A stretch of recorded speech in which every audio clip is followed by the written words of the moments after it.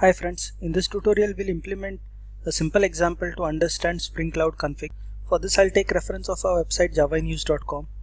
So go to the Spring Cloud section. The tutorial that we are going to implement is this one, Spring Cloud config server simple example. I'll be sharing this URL along with the YouTube video. So let us first see what is Spring Cloud config and what is the need for it.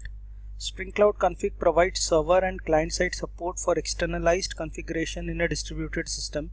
With the config server, we have a central place to manage external properties for applications across all environments. So what do we mean by storing external properties at a central place?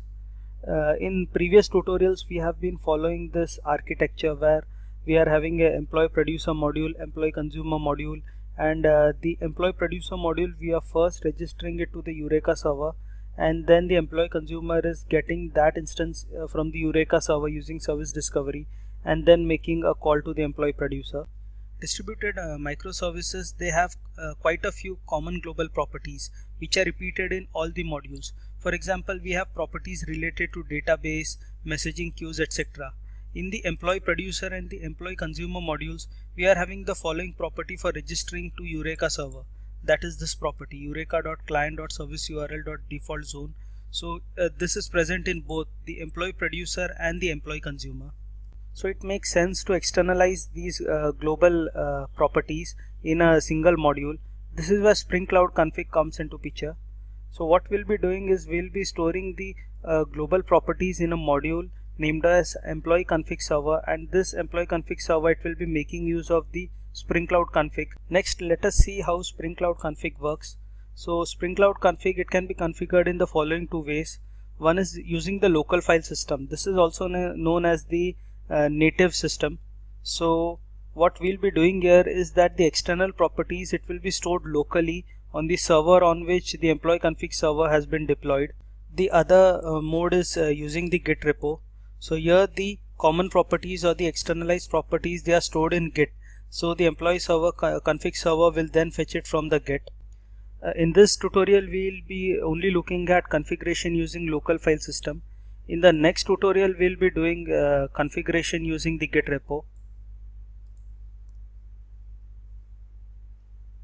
So let's begin with the implementation part. For this tutorial we'll be making use of the code that we had developed previously.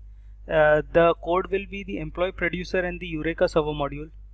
So previously we had developed code for the employee producer and the Eureka service. During that implementation, the employee producer, it had stored locally the Eureka service URL, that is this URL. It had stored it locally in the application.properties. So we'll move that URL to the employee config server, which will be making use of the Spring Cloud config. Then the employee producer now will have to fetch that property from the employee config server during startup. So this is what we are going to implement in this tutorial. So let's begin with the implementation.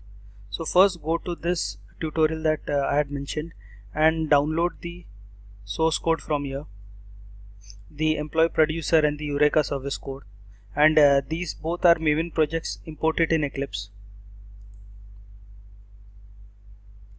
Next we'll be creating a new module, employee config server, which will make use of the Spring Cloud config. Next, open Eclipse and import the Maven modules that I have mentioned before. So I have imported them in two different Eclipse because it is much more easier. You can import it in a single Eclipse if you want.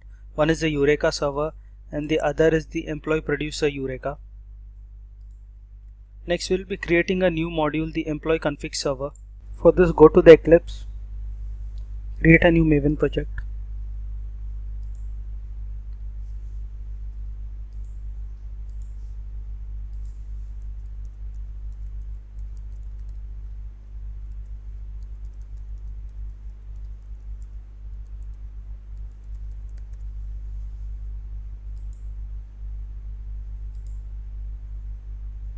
Next we'll be adding the dependencies to the new module that we have created.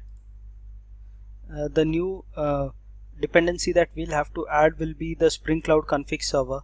So we'll copy this form, and also we have added here the filtering information here where we have given this directory location. I'll explain this later on why we have added this. For now just copy the POM.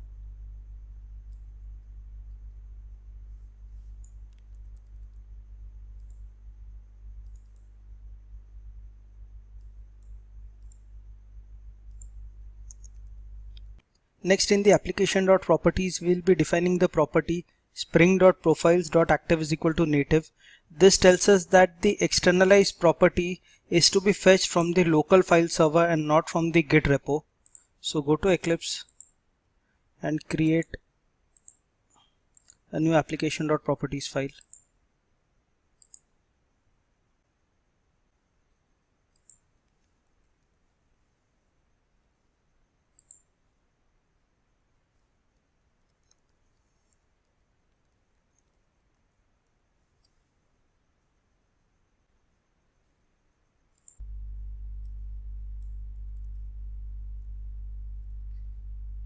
So here we have specified that the spring profiles.active is equal to native.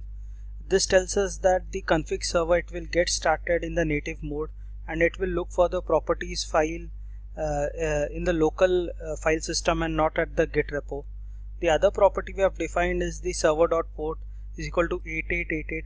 By default, the config client, it will look for the config server at the port 8888. So we have specified this.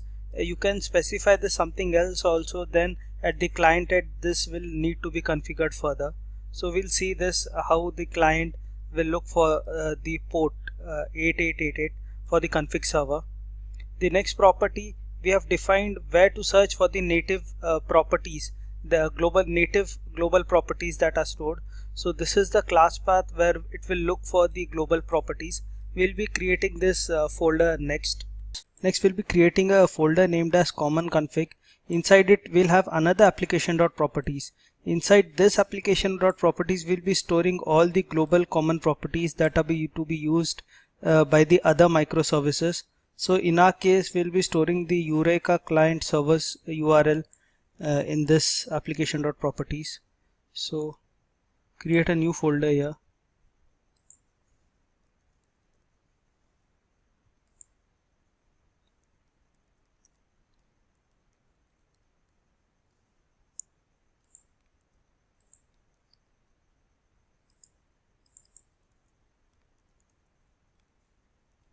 Previously in the pom.xml, we had added some filtering information.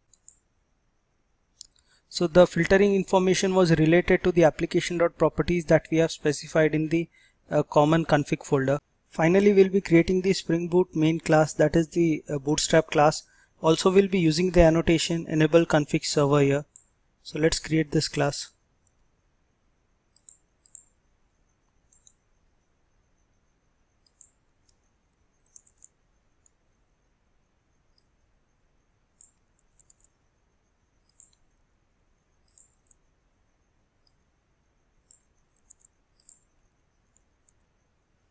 So we are done with all the code changes for the employee config server.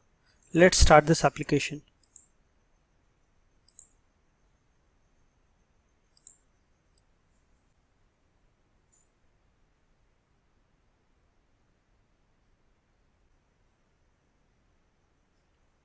The application, it has started successfully. Next, let us check if the employee config server, it is working properly. So for this, use this URL localhost:8888/application/default.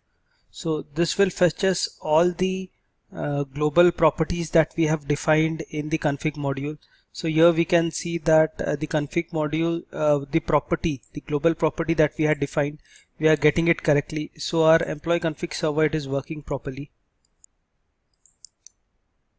Next, we'll make changes for the employee producer module.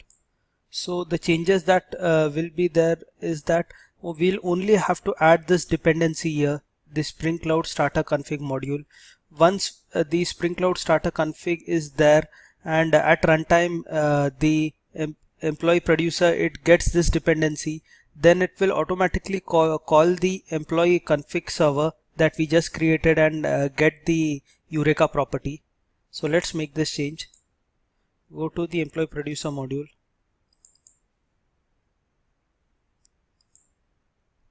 In the pom.xml, we'll add the dependency.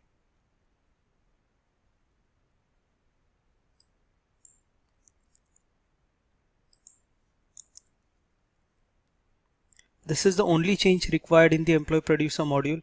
Also, we'll be removing this property from here, because this property will now be fetched from the employee config module by the employee producer. Let us now test if the employee producer it is working properly. So we'll first start the Eureka server.